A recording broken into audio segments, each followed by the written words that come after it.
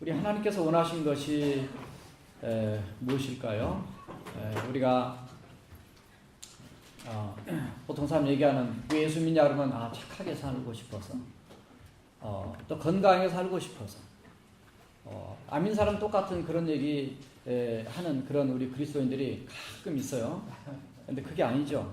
부자로 살기 위해서 이건 세상 사람 얘기고 또 우리가 다른 사람보다 똑똑하고 잘나고 출세하기 싶어서 출세를 원하신다.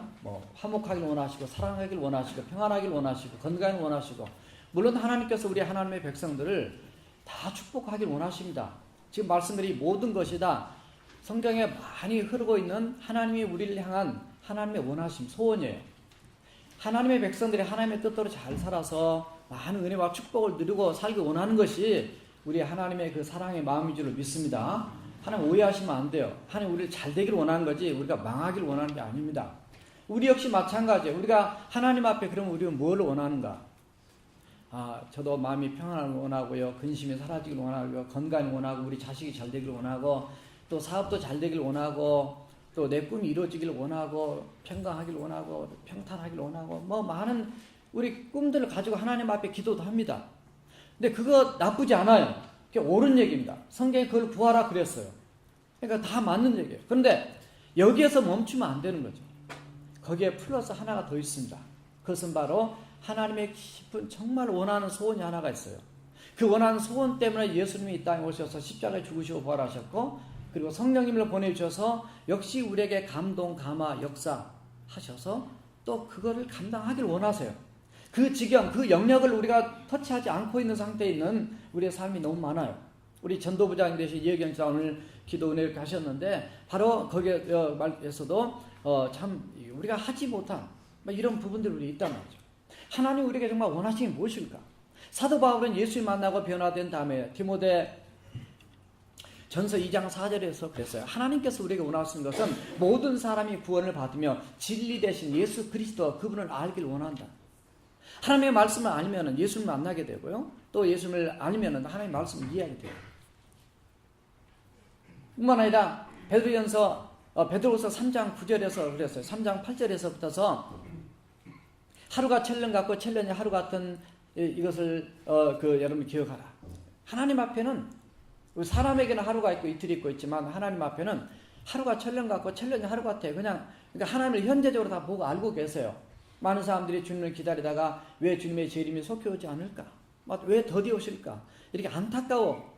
재림에 대한 소망 때문에 그런 마음 가진 사람 많은데 그것은 그 이유를 9절에서 말씀하고 있어요. 주께서 일체 오래 참으시면 모두 다 멸망하지 않냐고 회개하게 이르기를 원한다. 다시 말해서 내 죄를 회개하고 깨닫고 주님 앞에 나와 예수 믿고 구원받기를 원한다는 것이 우리 하나님의 간절한 그 소원이 하나님의 말씀을 통해서 드러난 줄로 믿습니다. 그래서 예수님이 이 땅에 오셔가지고 그 마가복음 1장 38절에서 그랬어요. 제자들이 찾아왔을 때 제자들한테도 우리가 가까운 마을들로도 가자. 우리가 거기서도 전도하리니 바로 내가 이를 위해서 왔다.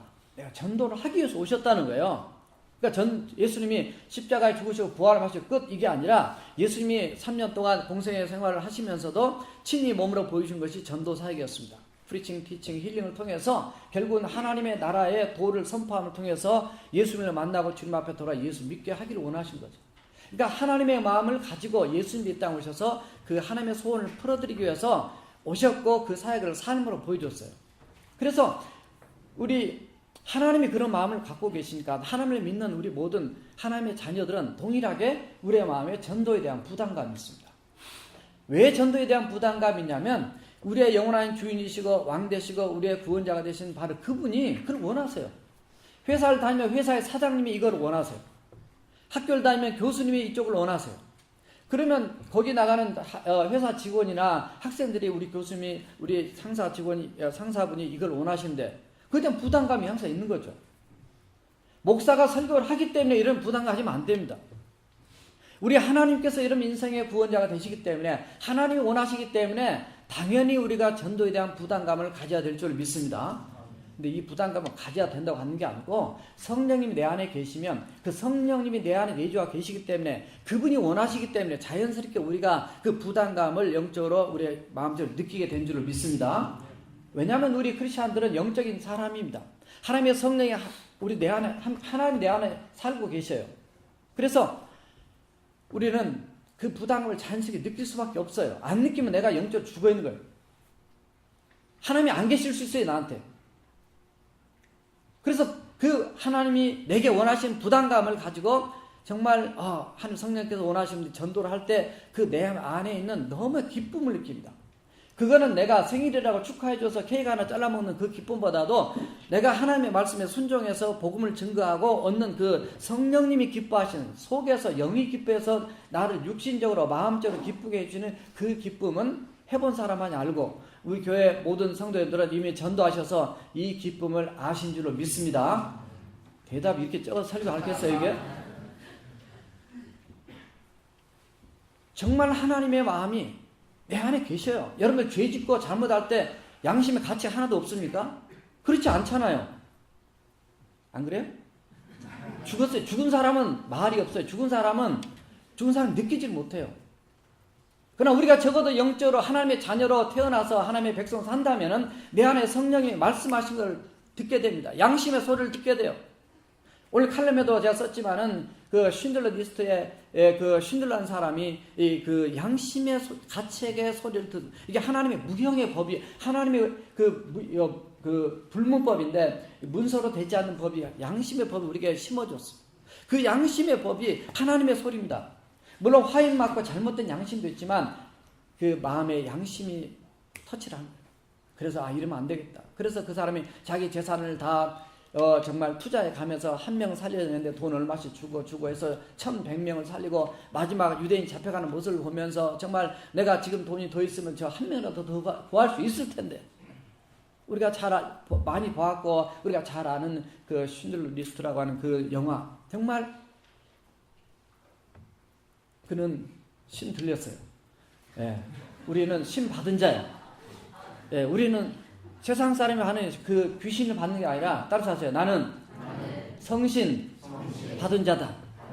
그래서 성신 받아서 우리가 정말 성신에 이끌려서 사는 삶을 살아야 돼요. 오늘 본문에 보면 바로 그런 한 사람이 등장을 합니다. 원래 우리가 왜 그렇게 못 살까? 왜 목사도 그렇게 못 살까? 이게 우리가 하나님 앞에 회개할 부분이지, 우리가 거룩한 척, 괜찮은 척, 정말 잘 믿은 척 이렇게 할 이유가 우리가 하나님 앞에 아무것도 없어요. 교회도 마찬가지. 교회도 영적으로 깨어있고 성령으로 충만한 교회는 열심히 전도합니다. 죽어가고 병들어가는 교회는 전도는 없고 엉뚱한 싸움이라고 했어요. 전도를 교회 부흥이나 시키겠다고 하는 그런 마음으로 하는 게 아니라, 당연히 교회가 그리스도의 몸이니까 부흥을 시켜야죠. 그거를 무슨 성장주의니 뭐니 해가 이렇게 얘기를 할 필요가 없습니다. 물론 그런 마음으로 하면 잘못된 거지만은, 그리스도의 몸이, 다시 말해서 예수 믿고 많은 사람이 영원히 구원받고 돌아와서 교회가 살아있다면은 움직이고 성장해야 됩니다. 꽃이 피고 열매 맺어야 돼요. 그렇지 않게 되면 그 교회는 시간이 흐르면 문을 닫아야 돼요. 왜냐하면 하나님은 새로운 교회를 통해서 또 새로운 역사를 이루기 때문에. 그게 하나님이 지금까지 역사를 이끌어오는 하나님의 방법이에요. 그러니까 우리 교회가 죽고 병들고 고목나무 되고 썩어서 그냥 없어질 교회라면은, 그냥 우리가 전도하지 않고 기도도 않고 성령 충만하지 않고 그냥 그렇게 살면 그냥 우리 교회도 얼마 지나면 없어질 거예요. 하나님의 소원이 뭐냐는 거죠. 이 땅에 정말 소망인 교회를 통해서 이 땅의 영혼들을 구원하고 그들을 살리고 하나님 앞에 정말 예수 믿게 만들어서 영원한 천국 가게 만들도록 이 땅에 하나님의 영적 기관을 세운 바로 유일한 기관이 바로 교회랍니다. 우리는 이 사실을 알고 있어요. 아는데 문제는 그걸 우리가 실행하지 못한 게 우리 안타까워. 그래서 전도는 교회 부흥도 초점이 있지만 더 본질적인 그 본질의 회복에 있습니다. 예수 믿다 오셔서 그렇게 피를 토하시고, 피를 토한 거 아니고 옆구리에서 피를 쏟으시고, 정말 제자들이 그렇게 순교를 당하면서 외쳤던 그 복음, 그 복음을 우리는 예수 믿고 누리고 있습니다. 그러나 우리는 여기서 멈춰버리면 안 돼요. 그래서 오늘 빌립을 통해서 하나님께서 원하신 이 전도에 대한 소원을 어떻게 이루었는가 한번 말씀 봅시다. 첫째 따라합시다. 성령님의 지시를 즉시 따름으로. 전도에 있어서 성령님의 역사가 얼마나 그 주도적으로 중심에 서 계시고 중요한 건가. 성령님이 지시하시고 인도하시고 역사하시는 것을 우리는 오늘 본문만 아니라 사도행전 전체를 통해서 또 다른 모든 서신서와 복음서를 통해서 우리 다 발견할 수가 있어요. 여기에 주인공으로 등장한 빌립이라고 하는 분은 예수님 제자가 12제자가 아닙니다. 이분은 그냥 집사님이에요. 사도행전 6장에 등장했던 7명의 집사님 중에 한 분입니다. 이 집사님이 성령으로 충만하고 은혜가 충만하니까요. 성령 충만하면 자연스럽게 예수님을 말하고 싶어하고 전도하고 싶어하고 되는 것이에요. 우리가 전도를 못하는 이유로 성령 충만하지 않기 때문에 그래요. 결론. 목사도 마찬가지예요. 우리 모두 에브리가 다 마찬가지. 정말 성령 충만하면 내가 믿는 예수님을 옆 사람에게 전하고 싶은 마음이 우리가 다 있습니다. 물론 여러분들 지금까지 열심히 전도하고 섬기고 수고하고 애쓴 거 다 우리 교회는 어떤 교회보다도 열심히 하고 있다고 저는 감사하게 생각을 하고 있습니다. 그러나 달리는 말에 채찍질한다고 하나님은 이 빌립을 통해서 놀라운 역사를 오늘 이룬 걸 발견하게 됩니다. 하나님이 빌립이 지금 어디 있냐면은 예루살렘 북쪽의 사마리아 땅입니다. 사마리아 땅에 여러 마을을 다니면서 열심히 지금 전도를 하고 있어요. 근데 하나님의 지시가 내립니다. 너는 가라. 어디로 가야 되냐? 너는 지금 예루살렘 남쪽 가사라고 하는 그 옛날엔 블레셋 땅인데 그쪽으로 가라 말이죠. 근데 그 길은 뭐냐? 그 길은 광야길이다. 와, 그 길은요 사마리아에서 예루살렘까지 약 30km 됩니다. 약 20마일 됩니다. 그 다음에 예루살렘에서 그 가사까지는 약 70km가 나와요. 그래서 한 45마일 정도 됩니다. 저기 우리 오하이오 리버에서 저 데이톤까지 올라가면 약 45마일 됩니다. 사실 우리 자동차 달기 때문에 그거는 굉장히 토탈 따지면 한 60마일에서 65마일밖에 안 떨어졌어요. 그러니까 자동차를 달리면 1시간이면 갈 거래요. 이거를 걸어가면 100km를 걸어간다 그러면 이거 보통 성인 남자가 보통 걸어갈 때 하루에 40km 걷는다 얘기를 합니다. 군대 있을 때 우리가 걸어보면은 보통 40km, 군인들은 좀 빨리 그냥 50km. 결국 이틀 거리예요. 그러나 이 빌립이 군인도 아니고 이 사람 그냥 보통 평범한 사람인데 그것도 광야길입니다. 광야길로 그걸 가라. 적어도 이틀 반, 3일 걸렸을 거라 봐요. 근데 놀라운 사실은 그 옆에 왜 다른 사도가 없었겠는가? 다른 왜 크리스찬 없었겠는가? 다른 집사님 왜 없었겠는가? 그런데 왜 하필이면 빌립을 불러다가 하나님께서 바로 그 사마리아 땅에 열심히 지금 전도하고 있는데 거기까지 보내는 거야. 따라서 하세요. 하나님은 열심히 일하는 부지런한 자를 계속 쓰신다. 여기에 포인트가 있는 거예요. 예수님이 제자를 부르실 때도 마찬가지로 열심히 그물을 씻고 피곤하지만 열심히 부지런한 자를 부른 거예요. 게으른 자는 쓸 필요가 없습니다. 회사도 마찬가지, 학교도 마찬가지, 어디든지 마찬가지. 어제 결혼식 할 때 보니까 얼마나 우리 교회 공동체가 한마음 한뜻이 돼서 열심히 부지런하게 움직이고 마지막 청소까지 얼마나 깨끗하게 하고 준비도 그렇고 와 사람들이 너무나 그냥 놀립니다. 저도 볼 때마다 놀립니다. 우리 교회는 역시 파워 미션 처치구나. 정말 목사가 자부심을 갖고 밖에 나가면 우리 교인들 자랑하느라고 바쁩니다. 주님 자랑해야 되지만 여러분들이 하도 열심히 하나님 사랑하고 섬기니까 하나님은 부지런한 교회를 쓰시는 거예요. 부지런한 인생을 쓰는 거예요. 누가 회사에서 사람 뽑을 때 누구를 뽑겠어요? 부지런한 사람 쓰는 거예요. 하나님 마찬가지. 걸어가면 그 길이 100km 길입니다. 하나님은 너를 꼭 보내야 되겠어. 그런데 그 빌립은 원래 헬라파 유대인을 속합니다.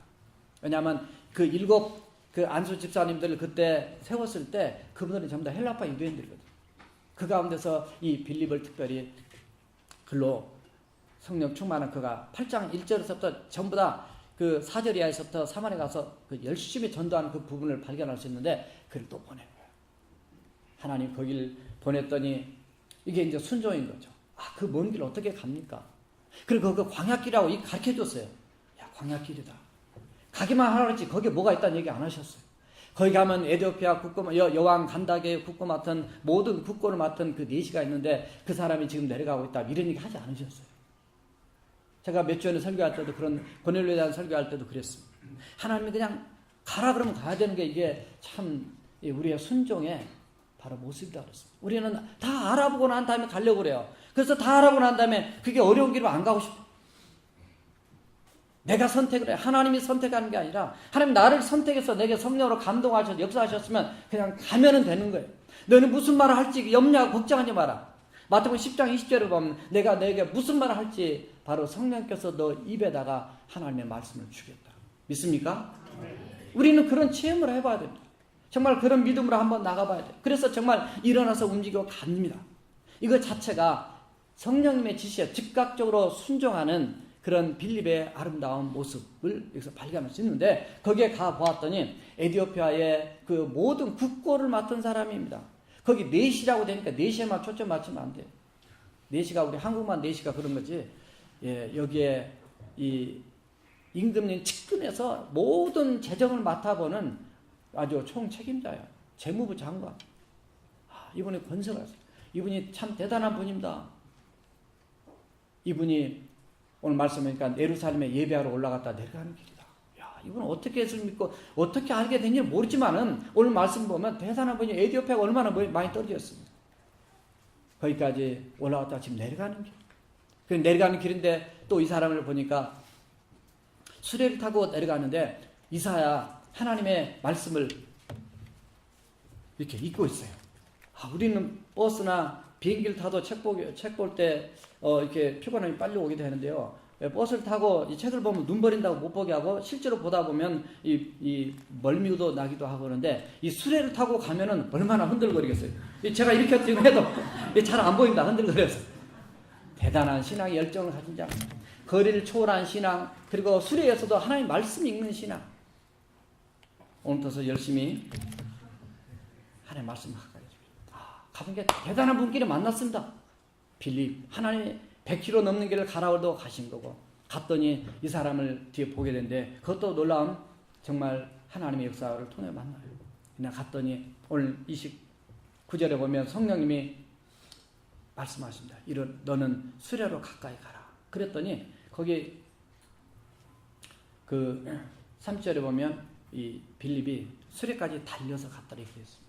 순종하는데 목표 그것만 보고 가는 겁니다. 이게 진짜 순종이 되는 거예요. 이것저것 생각 판단 다 하다 보면 이 주춤거리고 못 가게 되는데, 거기까지 달려왔는데 얼마나 피곤하겠어요. 그러나 막판에 마지막 그 스타트가, 이 마지막 그 파이널 그 코스, 거기에도 집중해서 달려서 거기까지 나가는 이 빌립의 아름다운 모습을 발견할 수 있습니다. 그 다음에 이분을 만나서 그분에게 마지막 침례까지 주게 되죠. 그러고 난 다음에 성령께서 그를 이끄셔서 그냥 아스토라인데, 원래 아스토시라고 하는 옛날에 블레스 땅 도시인데 거기까지 이끌어 가버리십니다. 무슨 얘기냐면 지금 성령님께서 처음에는 오늘 26절에서는 주의 사자라고 그랬습니다.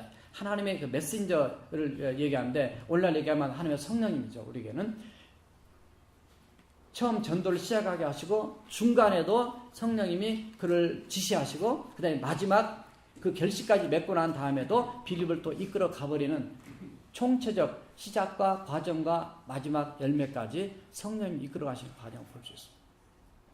빌립이 하루아침에 된 게 아닙니다. 평소에 하나님과 깨어있고 성령 충만하고 열심히 전도하는 자에게 더 전도자로 쓰는 거예요.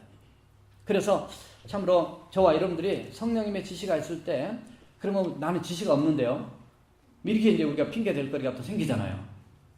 그러나 성령님은 늘 제 안에 말씀하십니다. 여러분들이 옆에 우리 쇼핑몰에 가서도 이분 만나면 내가 전도할 걸, 전도지를 가져올 걸, 전도지가 없어서 내가 전도를 못 하겠네. 그럴까 봐서 오늘 주보에다가 하나씩 다 끼워놨어요. 핑계 못 대게. 이번 주는 적어도 전도 원신예배 했으면 적어도 한 사람이라도 만나가지고 영어를 못해도 저도 못합니다. 이 영어 이 하나라도 가져가서 당신이 좀 읽어보면 안 되겠냐고라도 해서 꼭 한번 체험을 우리가 한번 그 실습 또 순종을 통해서 한번 하나님의 은혜를 체험해야 될 줄 믿습니다. 이거 가지고 어떤 사람 던져버리고 안 받고 막 싫은 소리 하는 사람 있고 따진 사람도 있고 그래도 한번 해봐야 돼. 한번 하다 보면 얼마나 내가 순종 그 자체에서 오는 기쁨이 큰가. 자, 두 번째 따라합시다. 말씀을 통해서 복음을 전함으로.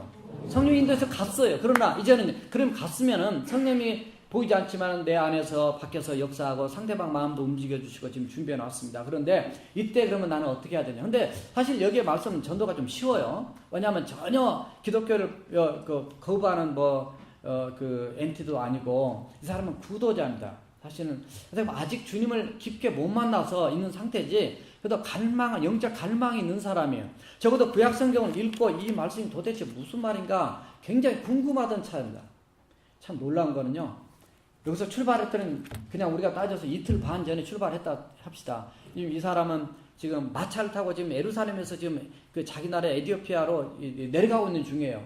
근데 거기까지 가서 이 타이밍을 맞춰서 어떤 딱 갔는데 어느 정도 타이밍이냐면 딱 가서 읽다 보니까 아마 구약을 읽었던 것 같아요. 근데 이사야서 그게 뭐냐면 53장 읽고 있었던 것 같아요. 1절에서 또 쭉 읽어보면 예수님의 고난장에 대한 말씀이 나오는데 7절과 8절의 말씀을 읽다 보니까 이게 도대체 무슨 말씀인가. 예수님이 도살장에 끌려가는 그 양 같고 그 다음에 털 깎는 자 앞에 양처럼 입을 다물고 조용히 계신단 말이죠. 또 그 어떤 재판을 받고 그 곤란한 그 고문을 받고 이렇게 하는데도 거기 억울하게 그 재판도 받고 그러면서 그의 생명이 끝나게 되는데 이런 예언이 나온 이분이 누구실까? 그래서 물어봅니다. 아니 이분이 도대체가 선지자 자신을 가리키는 거냐, 이사야 선지자 자신을 가리키는 거냐, 아니면 다른 사람을 가리키는 게 누구냐? 딱 그 말씀을 볼 때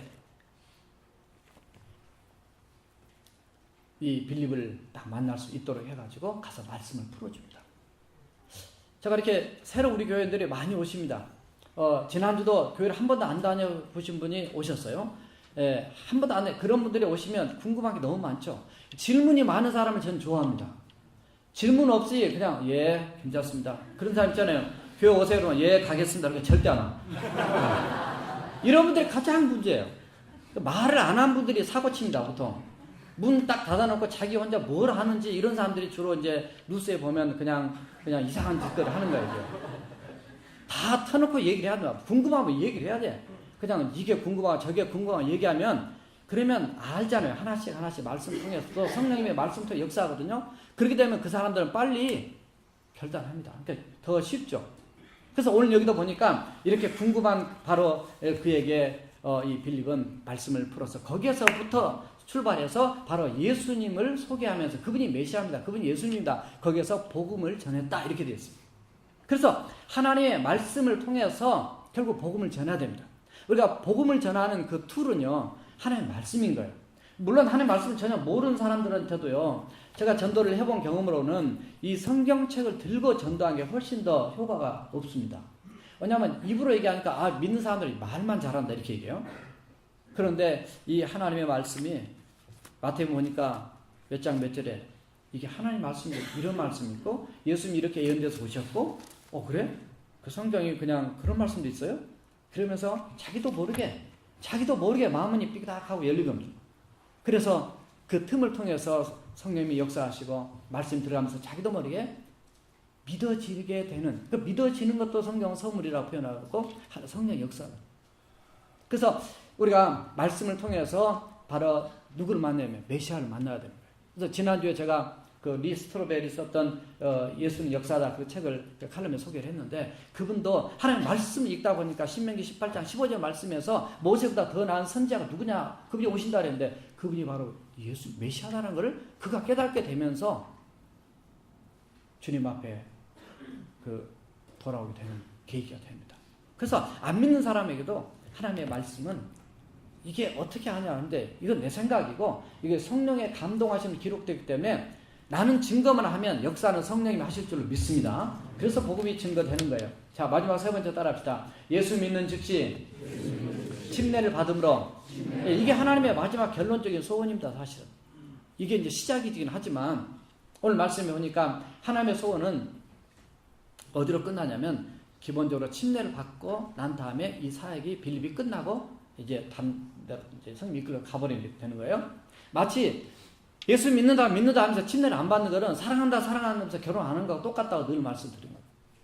우리 김정 집사님과 윤혜정 집사님이 만나가지고 이렇게 지금 이렇게 본격적인 연애하고 그 다음에 이렇게 결혼하기까지는 그렇게 오랜 시간이 걸리지 않았어요.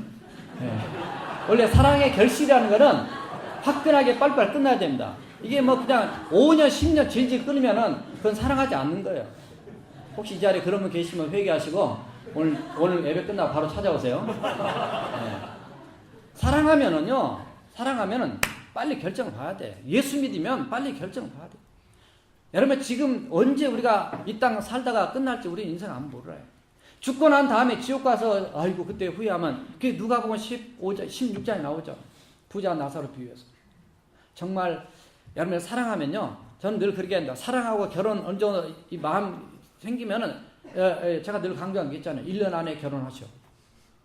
1년, 2년, 3년 넘어가면 다 변질이 되거든요. 인간은 인간의 마음 믿을 수 없습니다. 하나님 외에는 믿을 수 없어요. 그러니까 결혼이라고 하는 하나님 앞에서의 거룩한 예식을 통해서 딱 이렇게 해가지고 하나님 말씀 안에서 서로 사랑하며 나가면 평생 행복이 보장될 줄로 믿습니다. 자, 그런데 이 말씀, 메시아에 대한 말씀을 듣다 보니까 길을 가다 보니까 물이 있어요.